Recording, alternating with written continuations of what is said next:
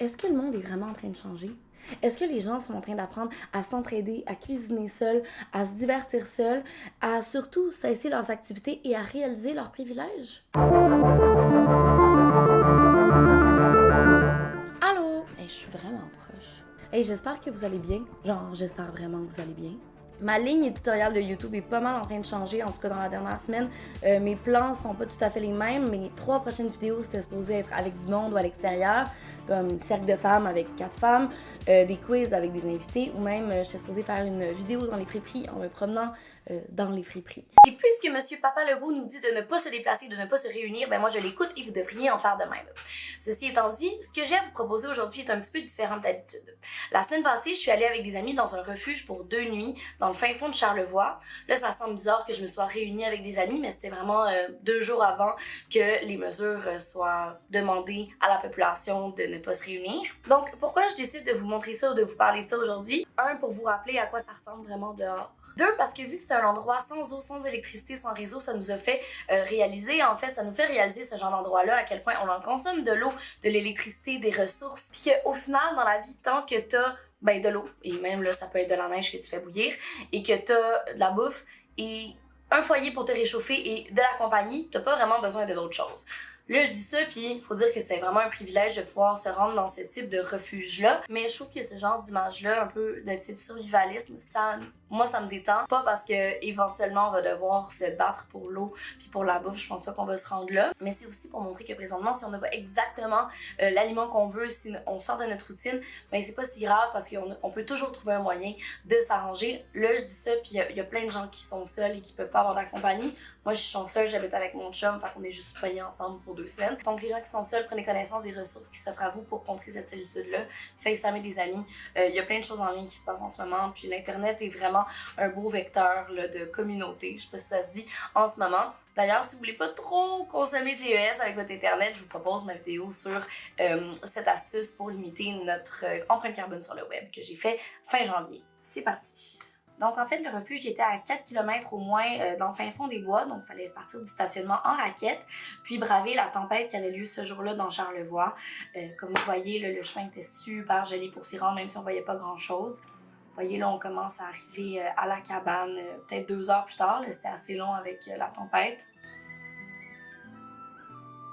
Le soleil ressortait un petit peu.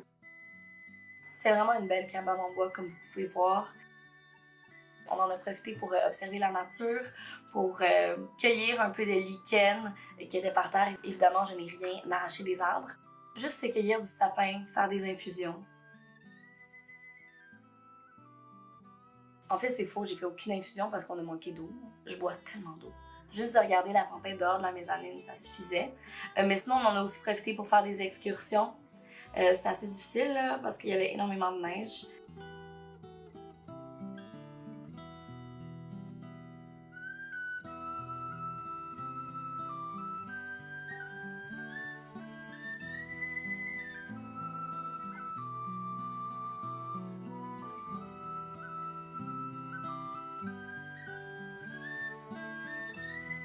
Là, ça semblait difficile. On est allé super haut dans les montagnes. C'était magnifique, mais rendu en haut, il y avait tellement de vent. C'était vraiment, vraiment difficile de tenir debout. Je pouvais pas sortir ma caméra parce que ça allait abîmer la lentille. Donc, j'ai jamais vécu du vent de même. On devait se réfugier, recroqueviller là, dans notre cocon. Là. Mais sinon, j'ai trouvé ça vraiment le fun de juste prendre des ressources puis de faire ce qu'on avait à faire avec la ressource. Comme là, mon chum a pris des glaçons qu'il avait sur le bord de la fenêtre puis il a refroidi nos drinks avec. Moi, j'ai fait cuire des pâtes avec de la neige. En fait, on aurait pu boire l'eau de la neige si on avait eu des petites capsules pour boire l'eau fondue après qu'elle soit bouillie. Mais là, on voit que pour faire bouillir les pâtes, c'était bien correct. Ou juste, en fait, il y avait 2 cabanes parce qu'on était 13. Puis on devait marcher 300 mètres entre les 2 cabanes. Puis juste cette marche-là était magnifique. Ou même se fabriquer des pantoufles avec ce qu'on avait, c'est-à-dire du carton et des élastiques. Faire bouillir de l'eau sur le feu pour la vaisselle aussi. Donc un peu de lumière à batterie, là, puis le tour était joué pour avoir une ambiance.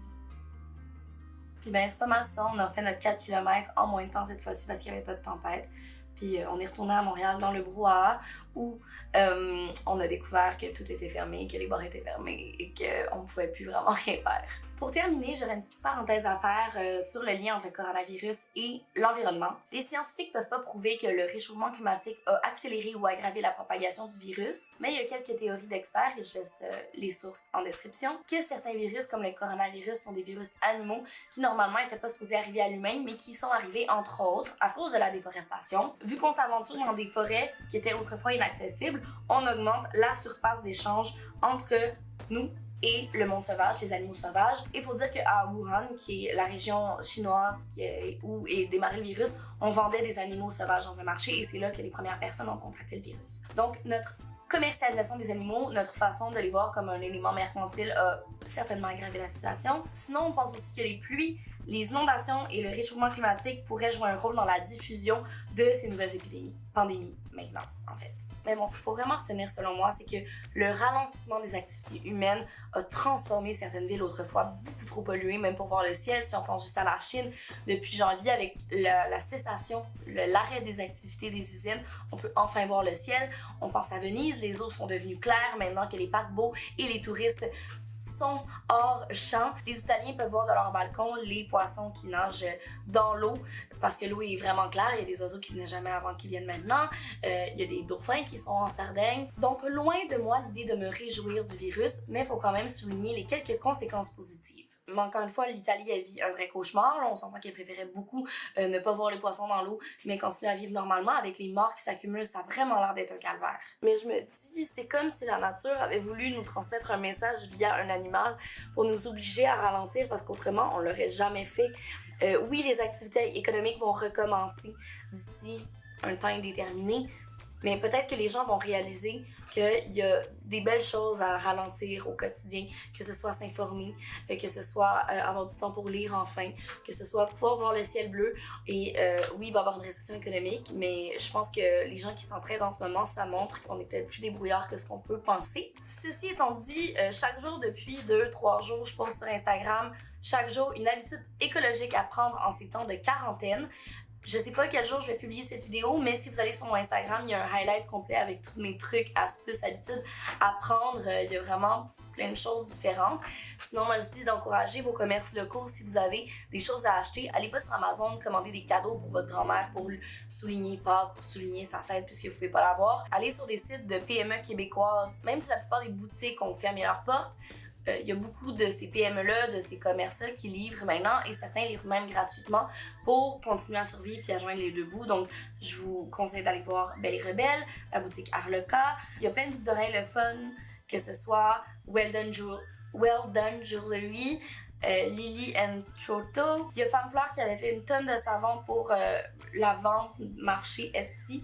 Et maintenant, on en a plein à vendre de trop. Il y a Jibou qui est le fun, il y a le maquillage de Passion Herbale. Je vous propose même de commenter c'est quoi votre entreprise locale préférée pour justement faire grossir sa visibilité. Donc suivez-moi sur Instagram, j'ai vraiment plein de contenu intéressant ces temps-ci. On dirait que je suis full créative. J'ai pas plus de temps parce que je travaille dans l'information, donc je continue à travailler beaucoup de la maison. Mais on dirait que, je sais pas, cette énergie-là qu'il y a dans l'air me donne énormément de créativité. Sur ce, je vous dis, restez chez vous, touchez-vous pas le visage, même si c'est sûr que je l'ai fait plein de fois depuis le début de la vidéo, et respectez les consignes.